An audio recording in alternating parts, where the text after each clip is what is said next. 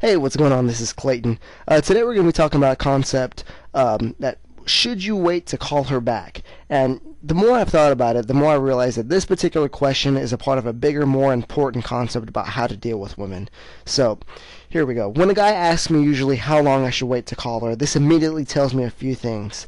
That number one, the guy usually doesn't feel that he's in control of the situation. And if he did feel like he was in control, then he usually wouldn't ask because it wouldn't matter. But second, the guy really doesn't get how male-female attraction works. And if he did get it, then he'd be thinking in those terms rather than trying to figure out the exact best amount of time to wait before calling. But to put it differently, again, the when do I call her back problem is part of a much bigger concept. And once you understand that bigger concept, then you'll have an automatic feel when to call a woman back. But again, most guys don't get that one simple point. That if you want a woman to have that feel attraction for you, then you must behave differently than if you want her to feel that just friends feeling.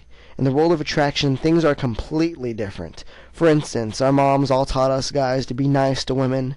This usually includes being sweet, complimentary when first meeting them, answering all their questions, giving them what they want when they want. But, if you want that woman to feel that instant, gut-level attraction right from the beginning, then you're going to have to put aside this kind of thinking and start learning with some new ideas. Number one, a challenge is usually generally attractive to women.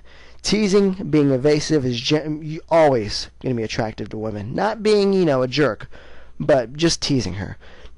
Three, making fun of a woman's appearance in a flirty way is as counterintuitive as it might sound. It can actually lead to attraction. A great one is called a neg. Say you meet a girl at a bar, and you see that her nails are done. Well, you say, wow, those nails are really pretty. Too bad, are they real? That's a flirty. It just hits the ball out right. I'm trying to communicate the idea that when you're dealing with attraction, you have to put aside the normal ways of thinking and behaving. Now, I would like to mention one more point before getting into, the specifics here. These days, people are becoming very sensitive to having techniques used on them, like salesmen. If a salesman used a technique on us, we'd probably get defensive and resistant.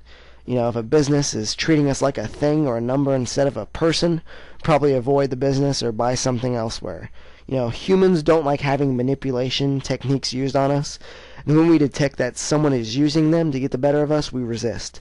So, alright, let's get back to how long to wait before calling her back issue. Now, if you think about it, every situation is slightly different. One time you might meet a woman in the morning at coffee. Another time you might meet a woman at the club at 1 in the morning. But if you wait too long to call her back, I just think you run the risk of seeming like you're just using a technique on her to come across as a player who's trying to do your thing on her. But when deciding how long to wait before you call or email MySpace her, I think it's important that you ask yourself this question. What will likely increase the attraction in the situation? Now, number one, this is what I typically do.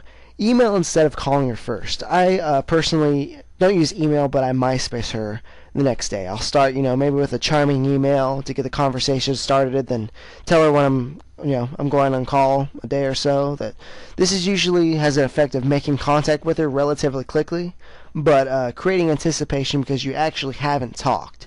But, number two, you call the next day, might make a joke about the situation. You might call and say, yeah, I was watching Swingers that night, and it said to wait 3 days to call, but I was kind of in more of a one-day mood, so, yeah. But, if you didn't email address or MySpace her, then you must use the phone. Just do your best to avoid being average. I personally believe that our attention spans as humans are getting shorter and shorter.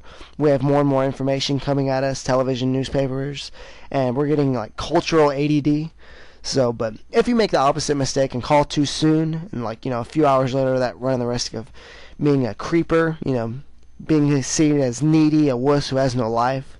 But in the past couple of videos I'm writing, I've written about why it's important to leave immediately after getting a woman's email or number, and how long you should wait to call her back is a natural extension of this. But as a matter of fact, if you get a woman's email number, then you keep coming over to talk to her, it can almost be as waiting like 5 minutes to call her. There's no anticipation, and it says all the wrong things. Couple of our quick pointers for when you're making the call. Be busy. If you're going to ask her to join you for tea, maybe get some Starbucks, something familiar, make sure you mention 2 times that you're busy for every time that you're available. Okay? Number 2, don't linger on the phone. Make that first call short to the point. If you have to stay on the phone for more than a few minutes, you're running the risk of getting into normal. Well, what do you do? Where do you live? Where do you go to school? Oh wow, you went to Madison High School? Oh my God, that was in San Antonio. We have so much in common. Avoid that at all expenses. But, to summarize, when in doubt, wait a day or so to contact her again. I usually wait 2 days. Maybe if I really like the girl, I'll call her the next day. Usually 2 days, though. But more importantly, think about the situation in terms of anticipation and attraction. So when you do make that contact, it creates the correct context. And now I have another question. Now, do you enjoy learning the psychology of how to create attraction with women? Because it just fascinates me. So what I'd like you to do is, if you'd like to, learn more in-depth game, really get these, pointers down, really get this whole attraction thing doing, I highly recommend checking out any one of the mysteries books. There's one called The Mystery Method. David D'Angelo also has a great series. You can actually subscribe to his free newsletter. I left the link at the top of my video. And I would also recommend going to Barnes & Noble and reading the book called The Game by Neil Stratus. He goes over in depth, A to Z, what is the game. But again, this is Clayton Shepard, and if you'd like to have any of your questions answered, you can feel free to email me or request me at MySpace. Cool. Thanks. Take care.